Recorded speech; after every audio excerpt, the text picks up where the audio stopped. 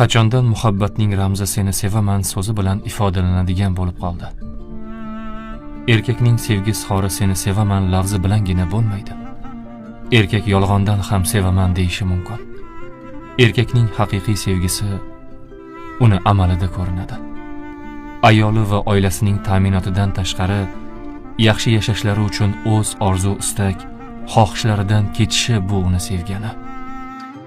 O'zi dam olishga haqli bo'lgan o'rinlarda dam olmasdan oilamga bo'lsin degani bu uni sevgani.